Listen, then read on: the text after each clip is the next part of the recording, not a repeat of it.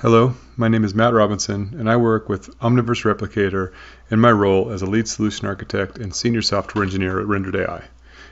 In this demonstration, we are going to explore the synthetic data sets from the Replicator tutorials as generated by a Rendered.ai channel for NVIDIA Omniverse. I hope this demonstration helps you understand the strength of Omniverse Replicator synthetic data with the Rendered.ai platform. After going through it, you should be ready to estimate the level of effort required to generate data for your use case with a large variety of scenario context.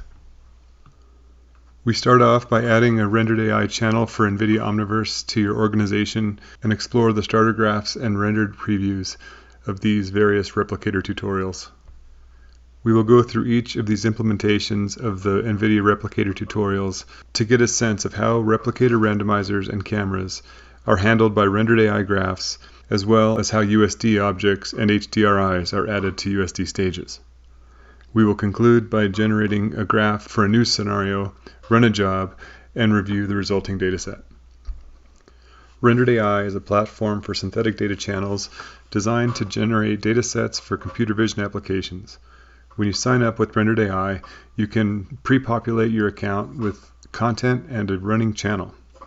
Let's get a Rendered.ai channel for NVIDIA Omniverse with graphs that control the objects of interest, the distractor objects, and the types of backgrounds. To add it to your organization, use the content code Replicator, all caps, when you sign up. You can use content codes after your account is set up as well by creating other workspaces. Here's the view of the shared workspace where you can see all the components. The workflow is highlighted across the top. Let's check out the graphs. Each graph is named for a specific Replicator tutorial. Let's go over each of these starting with Hello World. This graph is based on the Hello World tutorial, which creates a randomizer for several objects that chooses their scale and placement. As with all of the scene nodes in this channel, a set of Replicator randomizers are output. In this case, the objects and backgrounds are randomized. In addition to geometric objects, objects from USD files can be used as well. A dome light background can be specified by the user. If no links are here, it will leave the background out, as in the tutorial. The dome light nodes are built with the shared assets in NVIDIA Nucleus. The randomizers are used by the RTX real-time renderer, which allows us to set the anti-aliasing algorithm, image resolution, number of frames per run, and an option to add the depth and normal masks to the dataset. Internal to the renderer nodes is the writer configuration, which will be based on any linked cameras. Here the camera is created in the Rendered.ai graph that has the position used in the tutorial, but has an arbitrary focus distance for added variability.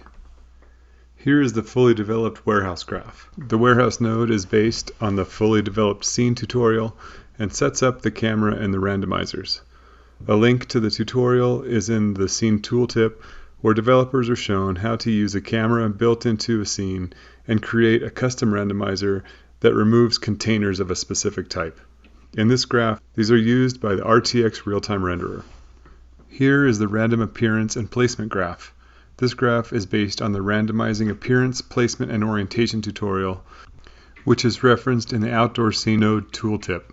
The scenario is of a worker character placed in random environments along with shrubs and distractors. In contrast to the Hello World scene node, the placement of the object of interest is exposed to the user here in the graph. The pose node returns a Rendered.ai object generator that implements the Replicator pose modifier. So when this link is used in a run, the object is created in the scene with selected values for the position and rotation. The object generator is linked to the outdoor scene, which has a set number of props and uses the Quantini Resort dome light background as in the tutorial. The scene node provides a camera configuration that can be used as is defined in the tutorial. Later I will demonstrate how using a custom camera can be done for further control scenario. Replicator supports two NVIDIA renderers. The path trace renderer has an API for the number of samples per pixel. This node uses the same annotation writer as the RTX real-time render node. All that changes is the renderer functionality. Running a preview feature will do a single run of the graph to give a sense for what can happen. This does not use the replicator preview method. The run happens as if in a Rendered.ai job, other than that the annotations are disabled. Finally, here is the volume files graph. This graph uses the outdoor scene with custom objects and backgrounds. Users can easily add a huge variety to their backgrounds to update their objects without touching any code with data volumes. Right here in the GUI, users can upload files and use them as nodes and graphs. A link for how to use this mechanism is given at the end of the demo. Rendered.ai has two data volumes that can be used for the channel. One for USD models, another for HDRIs. The models are all CC0 licensed files from online catalogs. Here the mountain bike USD file is converted to a Rendered.ai object generator, and the HDRIs are used as files for dome lights. Let's create a new graph that generates data to visualize the variety of the outdoor scene. We will fix the camera location and worker position while adding more dome lights. Start by duplicating the Randomize Appearance and Placement graph. I'll name it Randomize Appearance Only. Remove the link to the Renderer Cameras port and create a new camera from the Simulation Channel Node category. Update the camera position from its default value. Next, we remove the randomization of the worker position and rotation by breaking the links. We still need the character to be upright, so make sure to rotate it by 270 degrees about the X direction. Now set the clear sky dome light to use any, and add the cloudy sky dome light from the scene nodes. Preview the graph to make sure it produces the expected result, and stage the graph for use in the Jobs Manager. Head over to Jobs and generate a couple dozen runs.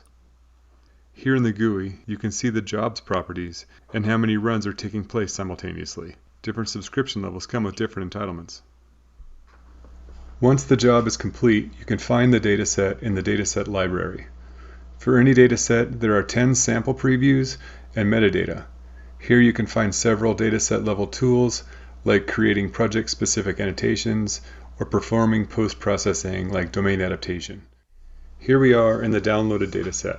Besides the images folder, there are folders for annotations and metadata, as well as pixel masks. Each image has corresponding files in each of these. For annotations, the objects of interest are listed with the values of their bounding box, segmentation polygons, and more. The metadata folder contains files for each run with information including a list of the objects of interest and various parameter selections. This can be useful to trace issues to specific randomized parameters. Here are the images from the run. You can see the backgrounds change a lot, which are even reflected in the puddles on the ground. Try out the Rendered.ai channel for NVIDIA Omniverse.